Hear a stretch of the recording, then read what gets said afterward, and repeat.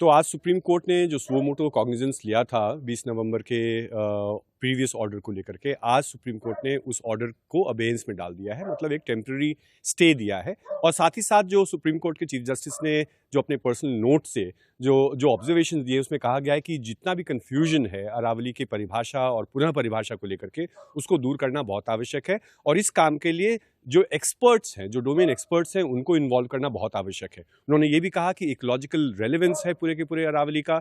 ये भी उन्होंने कहा कि जो अभी जो परिभाषा है, जिसके तहत लगभग 90%, लगभग 11,000 पर्वत जो हिल्स हैं, वो इस क्वालिफिकेशन में नहीं आ पा रही है। तो इसका जो पूरा एक्सपर्ट्स हैं वो बताएंगे कि किस बेसिस पे इस 100 मीटर की परिभाषा को लाया गया और उसका एक्चुअल इकोलॉजिकल इम्पैक्ट पूरे के पूरे रीजन में और माइनिंग के प्रति क्या होगा। तो ये बहुत ही एक वेलकम मूव है सुप्रीम कोर्ट की तरफ से, और एक बड़े से ऑर्डर को, अपने ही ऑर्डर को अबेयंस में सुप्रीम कोर्ट ने आज डाला है। स्टेट्स को भी कुछ गाइडलाइंस दी है तो इसमें कहा गया कि जो माइनिंग एक्टिविटीज कहाँ चल रही हैं उसके बारे में भी कहा गया है। साथ ही साथ जब ऐश्वर्या भाटी जो असिस्टेंट सॉलिसिटर जनरल है, उनसे जब पूछा गया कि इस हाई पावर्ड कमेटी में कौन है, तो चीफ जस्टिस को कहा गया कि वो 4 चीफ सेक्रेटरीज हैं, जिसमें कहा गया कि chief secretaries can't decide. So chief secretaries experts नहीं होते हैं। इसमें जो डोमेन एक्सपर्ट्स हैं, जो फॉरेस्ट एक्सपर्ट्स हैं, जो अरावली और जियोलॉजी एक्सपर्ट्स हैं, उनको इन्वॉल्व करना इस डेफिनेशन प्रोसेस में, और इसके इम्पैक्ट पे, कि इसका लार्जर इम्पैक्ट जो है, इसके ऊपर जो इतना कन्फ्यूजन है कि कौन सी अरावली